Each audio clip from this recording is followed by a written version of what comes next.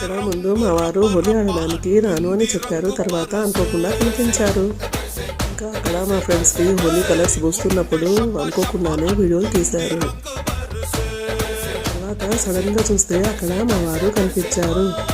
ఇంకా నేను అడిగాను, రానన్నావు కదా ఎలా వచ్చావంటే కొద్దిసేపు చూసేసి వెళ్ళిపోదామని వచ్చాను అని చెప్పారు.